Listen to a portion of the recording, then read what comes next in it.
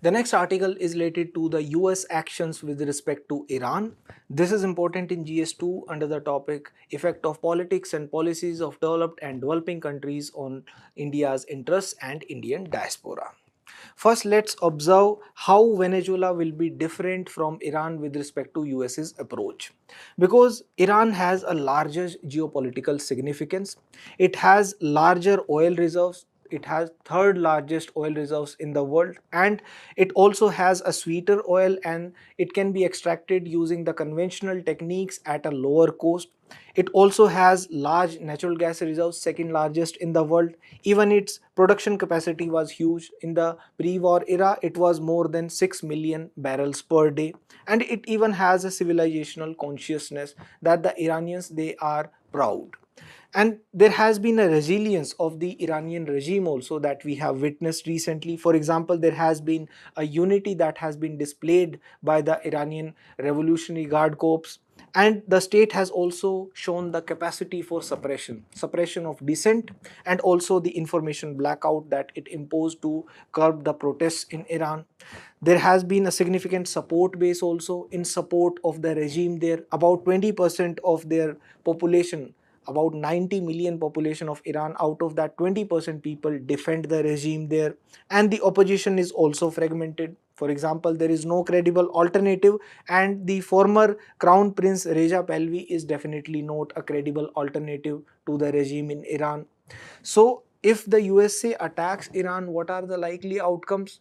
First, there can be a rallying of the people around the flag. That is, the people may be defending the regime, because the foreign attacks in the past recently, they have boosted the patriotism in Iran, and it may lead to the survival of the regime rather. And even if the regime does not survive, there can be worse outcomes. For example, what if Iran is then run by the IRGC, the Revolutionary Guard Corps there, or there is a power vacuum in Iran that may lead to Iran devolving into a civil war, which will again be a mess in West Asia.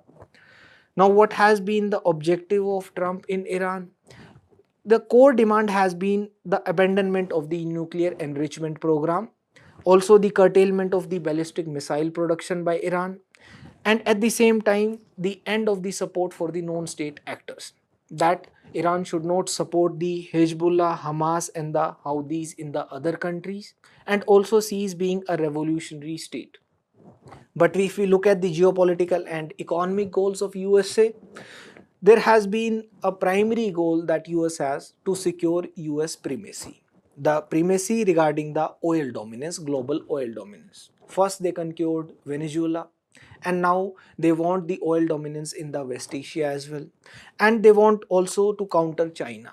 China has been the largest buyer of the Iranian oil, the largest trading partner of Iran, and it has bought more than 1.5 million barrels per day of Iranian oil despite the sanctions imposed upon them.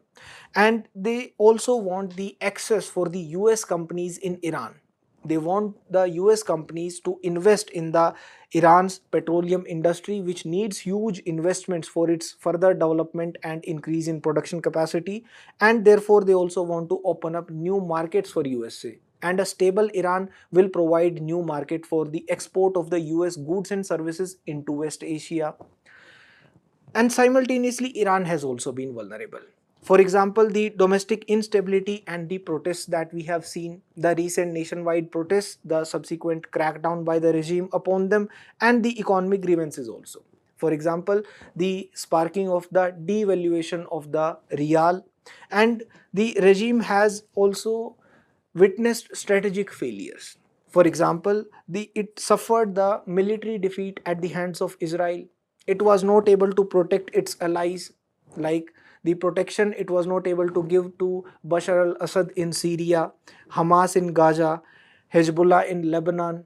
And also, there has been a waste of expenditure, strategic waste that some people view in Iran. For example, it has invested billions on the foreign activities supporting to the foreign groups, Hamas, Hezbollah, etc., and also the uranium enrichment. This has led to a huge opportunity cost for Iran. They have invested billions, and in turn what they got? Sanctions and international isolation. Therefore the opportunity cost for these were high. So, what options does Trump have finally?